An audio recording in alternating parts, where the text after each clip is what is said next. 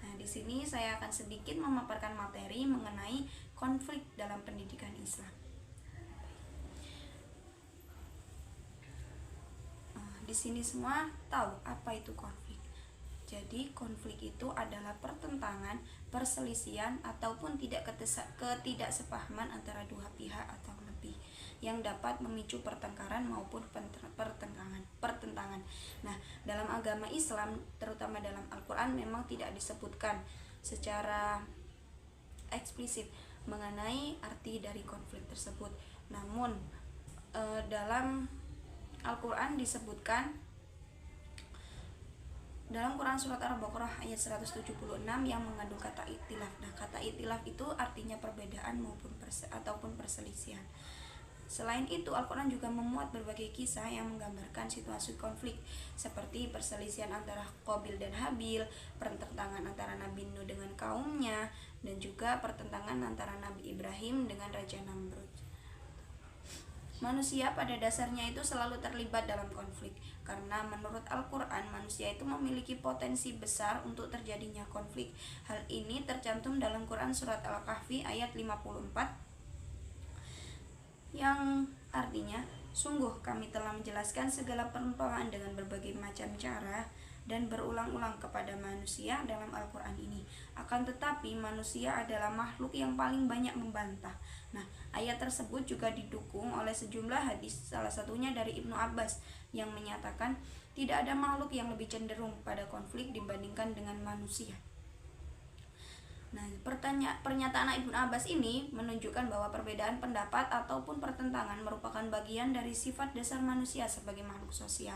Nah, dengan berbagai keinginan, kebutuhan, dan juga pandangan yang seringkali tidak selaras. Maka dari itu, di sini juga diajarkan untuk mengelola konflik dengan baik bagaimana. Nah, selanjutnya ada macam-macam konflik. Macam-macam konflik ini ditinjau dari segi fungsinya dan juga dari pihak yang berkonflik.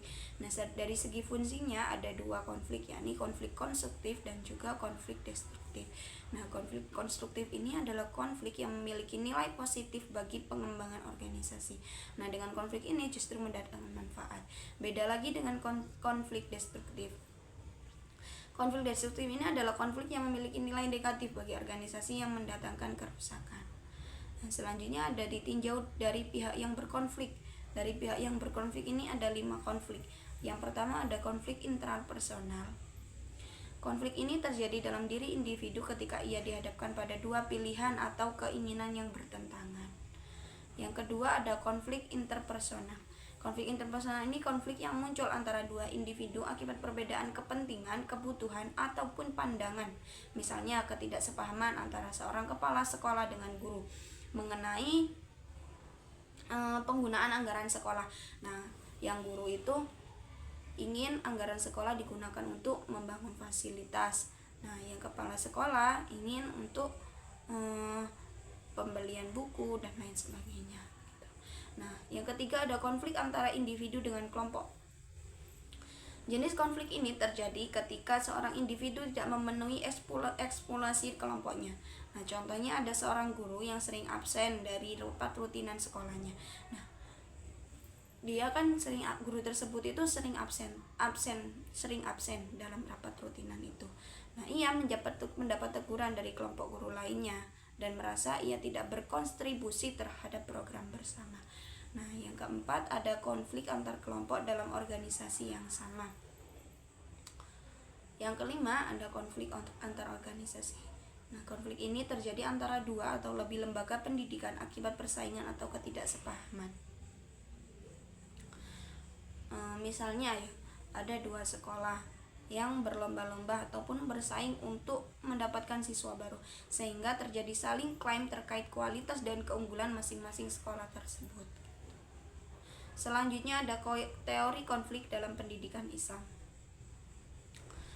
Teori konflik merupakan kebalikan dari teori struktural fungsional. Jika teori struktural fungsional ini menekankan pada keteraturan dalam masyarakat, maka teori konflik justru fokus pada adanya pertikaian dan ketegangan dalam sistem sosial. Nah, menurut teori ini, masyarakat tidak selalu berada dalam keadaan yang harmonis. Nah, sebaliknya, konflik atau ketegangan pasti terjadi di setiap kelompok masyarakat. Ada beberapa tokoh-tokoh dalam teori konflik ini. Yang pertama ada Karl Marx. Nah, Karl Marx ini berpendapat bahwa masyarakat itu dibedakan oleh dua kelompok sosial. Yang pertama ada kelompok bourgeois atau kelompok produksi, dan yang kedua ada kelompok proletariat atau kelompok tenaga kerja. Yang kedua ada Max Weber. Max Weber ini menganut pendapat mengenai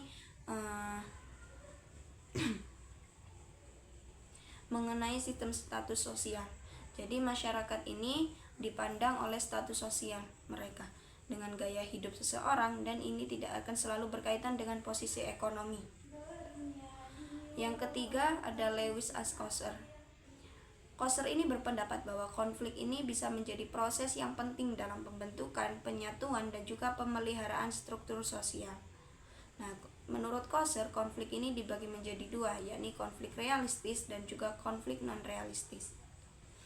Yang keempat ada Roald Dahrendorf. Roald Dahrendorf ini adalah seorang tokoh yang berpendapat bahwa masyarakat itu memiliki dua sisi, yaitu konflik dan konsensus. Dia berargumen bahwa teori sosiologi harus dibagi menjadi dua bagian, yakni teori konflik yang mengaji pertentangan kepentingan dan penggunaan kekerasan dalam masyarakat, serta teori konsensus yang meneliti nilai-nilai integrasi dalam masyarakat. Nah, untuk selanjutnya ada faktor penyebab terjadinya konflik. Nah, menurut Thomas Santoso, konflik ini dapat terjadi oleh beberapa faktor. Yang pertama, struktur kelompok. Struktur kelompok ini mencakup ukuran kelompok, tingkat spesialisasi anggota, kejelasan pembagian tugas, dan juga kesesuaian antara tujuan anggota dan kelompoknya. Nah, misalnya ya, dalam organisasi yang memiliki banyak divisi, konflik dapat timbul ketika divisi-divisi tersebut saling bergantungan namun memiliki tujuan yang tidak sejalan, atau ketika pembagian tugas tidak terdefinisi dengan baik, sehingga memicu saling menyalahkan ketika pekerjaan tersebut tidak selesai. Yang kedua ada faktor pribadi. Setiap individu memiliki sistem nilai dan karakteristik kepribadian yang unik. Perbedaan ini dapat memunculkan persepsi adanya konflik dalam kelompok yang disebut dengan perceived conflict. Jika individu merasa terlibat secara emosional hingga timbul perasaan cemas, tegang, atau frustasi, konflik ini berkembang menjadi felt conflict, yaitu konflik yang dirasakan secara emosional. Yang ketiga, komunikasi yang buruk. Komunikasi yang tidak efektif seperti kesalahpahaman, informasi yang tidak lengkap, atau gangguan dalam proses komunikasi dapat menjadi sumber konflik. Masalah semantik atau ketidaksesuaian pemahaman terhadap pesan jika bisa memperburuk situasi. Jadi komunikasi yang buruk juga bisa menjadi sumber konflik. Yang keempat ada perbedaan individu. Nah, manusia ini kan memiliki pandangan dan juga perasaan yang berbeda-beda. Perbedaan ini seringkali menjadi penyebab konflik, terutama ketika menyangkut pendapat atau sikap terhadap suatu hal yang nyata dalam hubungan sosial. Yang kelima ada perbedaan latar belakang dan kebudayaan. Perbedaan budaya dapat membentuk kepribadian yang beragam di antara individu.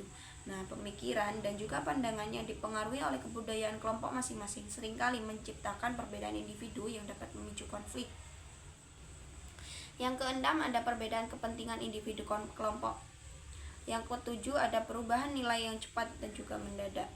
Contohnya, masyarakat pedesaan yang mendadak menghadapi proses industrialisasi seiring mengalami gesekan. Nah, nilai tradisional seperti gotong royong bisa dengan cepat digantikan oleh nilai baru seperti kontrak kerja dengan upah sesuai jenis pekerjaan yang dapat memicu ketegangan. Selanjutnya ada strategi dalam mengelola konflik. Nah, di sini ada menurut pendapat Hukmial, ada beberapa strategi yang bisa dilakukan dalam penyelesaian konflik. Yang pertama, strategi kompetisi.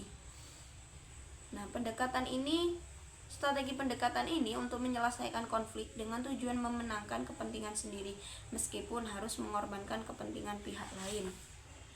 Yang kedua ada strategi akomodasi. Strategi akomodasi ini adalah cara menyelesaikan konflik di mana salah satu pihak memilih untuk mengalah demi kepentingan pihak lain. Nah, strategi ini sering diterapkan untuk menjaga hubungan baik atau ketika pihak yang mengalah merasa bahwa kepentingannya tidak seberapa dibandingkan dengan pihak lainnya. Yang ketiga ada strategi kolaborasi. Strategi kolaborasi ini bertujuan untuk mencari solusi yang menguntungkan semua pihak yang terlibat dalam konflik.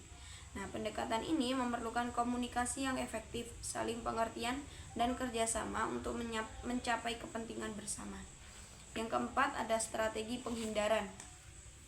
Penghindaran ini adalah pendekatan dalam konflik yang digunakan ketika masalah dianggap tidak terlalu penting atau potensi kerugian dari konfrontasi lebih besar daripada manfaatnya.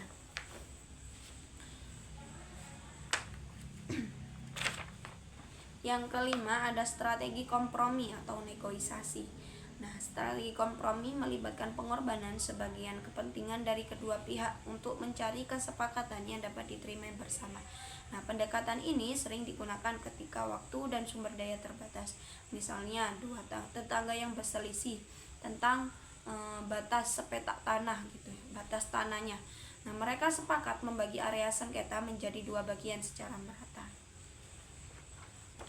Maka dari itu konflik-konflik tersebut itu bisa ditangani dengan baik dengan cara-cara tersebut yang saya sampaikan tadi. Sekian pemaparan materi dari saya, kurang lebihnya mohon maaf. Wassalamualaikum warahmatullahi wabarakatuh.